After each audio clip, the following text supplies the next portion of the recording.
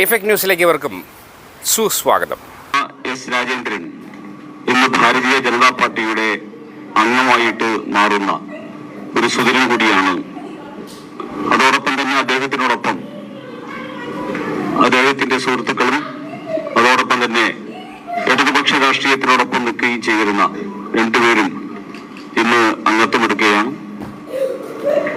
ആദ്യമായിട്ട് ഈ ചടങ്ങിൽ ശ്രീ എസ് രാജേന്ദ്രൻ 3 പ്രാവശ്യം ദേവികുളത്തിന്റെ MLA-യും മുൻ ഇടുക്കി ജില്ലാ പഞ്ചായത്ത് പ്രസിഡന്റും ഒക്കെ ആയിരുന്ന CPM നേതാവ് ശ്രീ എസ് രാജേന്ദ്രൻ ഭാരതീയ ജനതാ പാർട്ടിയുടെ അംഗത്വമെടുക്കുന്നതിനു വേണ്ടി അദ്ദേഹത്തെ പാർട്ടിയിലേക്ക് സ്വീകരിക്കാൻ പാർട്ടിയുടെ ബഹുമാന്യനായിട്ടുള്ള സംസ്ഥാന അധ്യക്ഷൻ ശ്രീ രാജീവ് ചന്ദ്രശേഖരനെ ക്ഷണിക്കുന്നു.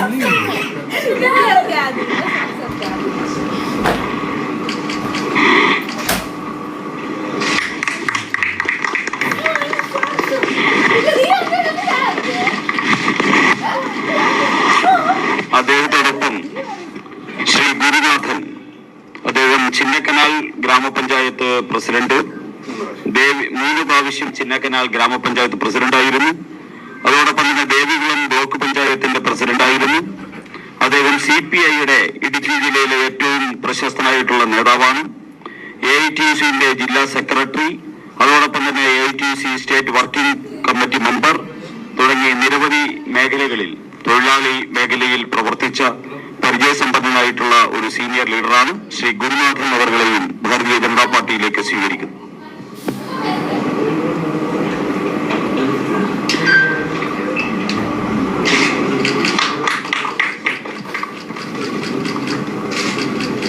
അദ്ദേഹത്തോടൊപ്പം എത്തിയിട്ടുള്ള ശ്രീ സന്തോഷ്, അദ്ദേഹം CPM-ന്റെ പ്രവർത്തകരാണ്.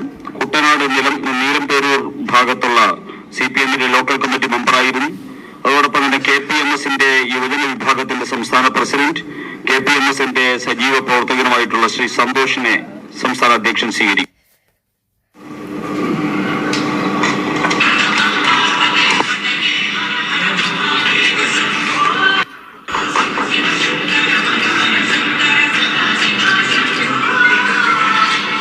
ഇവരെ മൂന്നുപേരോടൊപ്പം തിരുവനന്തപുരത്ത് നിന്ന് ഒരു MBA ബിരുദധാരിയും ടെക്നോക്രാറ്റും ഒക്കെ ആയിട്ടുള്ള ശ്രീ ദീപുരാജ് ഭാരതീയ ജനതാ പാർട്ടിയുടെ അംഗത്വമെടുക്കുകയാണ്. അദ്ദേഹത്തെയും സ്വീകരിക്കാനായി പാർട്ടിയുടെ സംസ്ഥാന അധ്യക്ഷരെ ക്ഷണിക്കുന്നു.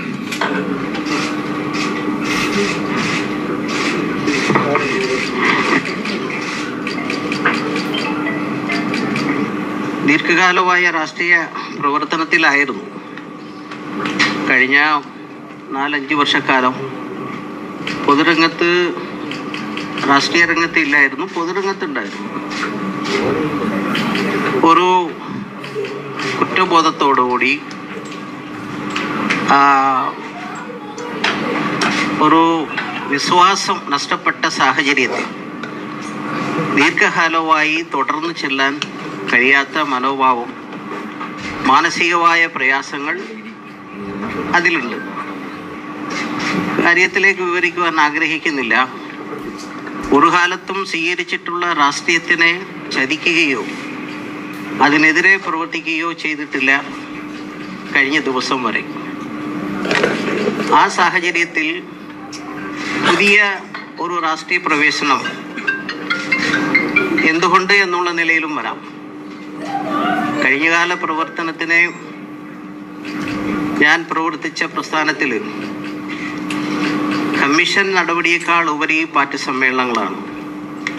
2001-ലും 2004-ലും പാർട്ടി സമ്മേളനങ്ങളിൽ, ബ്രാഞ്ച്, ലോക്കൽ, ഏരിയ സമ്മേളനങ്ങളിൽ പോലും രാജ്യക്കെതിരെ പ്രവർത്തിച്ചു, വിമുഖത കാണിച്ചു എന്നുള്ള വാചകം ഒരു തിരഞ്ഞെടുക്കപ്പെട്ട പ്രതിനിധികളും സമ്മേളനങ്ങളിൽ ഇന്നുവരെ ഉയർത്തിയിട്ടില്ല. നാളെ ഒരുപക്ഷെ ചെയ്യിക്കാം.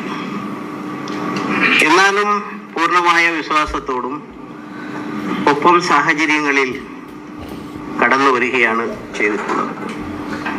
വാതിൽ തുറന്നിട്ടുണ്ട്, എപ്പോൾ വേണേലും പോകാം എന്ന വാചകങ്ങളിലൂടെ പല തവണകളും ഞാൻ പലപ്പോഴും ആവശ്യപ്പെട്ടിരുന്നു, ഉപദ്രവിക്കരുതേ എന്ന്. മാധ്യമ സുഹൃത്തുക്കൾക്ക് മനസ്സിലാക്കുമെന്ന് ഞാൻ കരുതുന്നു.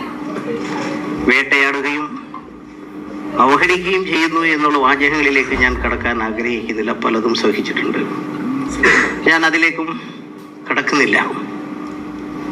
എന്നാൽ ഒറ്റയ്ക്കല്ല, കുറേ സാമൂഹിക പ്രവർത്തകരും ഒപ്പമുള്ളവരും കൂടി ആലോചിച്ചതിൻ്റെ അടിസ്ഥാനത്തിലും പുതിയൊരു പ്രവേശനമാണ് ഇന്നത്തെ സാഹചര്യത്തിൽ ഞങ്ങളുടെ പ്രദേശത്ത് പ്ലാന്റേഷൻ മേഖലയാകട്ടെ, ഇടുക്കി ജില്ലയുടെ പ്രശ്നങ്ങളാവട്ടെ, പരിഹരിക്കുവാനുള്ള ഒരു ശേഷി, ഒരു ഗവൺമെൻറ്റിൻ്റെ ഇടപെടൽ ആവശ്യം എന്ന് കണക്കാക്കിയതിൻ്റെ അടിസ്ഥാനത്തിലാണ് ഞങ്ങൾ അവിടെ നിന്ന് BJPയുടെ അധ്യക്ഷനെ വന്ന് കാണുകയും അതിൻ്റെ അടിസ്ഥാനത്തിൽ അദ്ദേഹവുമായി സംസാരിക്കുകയും ഉറപ്പ് നൽകുകയും രാഷ്ട്രീയമായ ഇടപെടൽ ഉണ്ടാവും എന്ന് പറയുന്നതിൻ്റെ ഭാഗമായും പുതിയ രാഷ്ട്രീയ പ്രവേശനത്തിലേക്ക് കടന്നത്.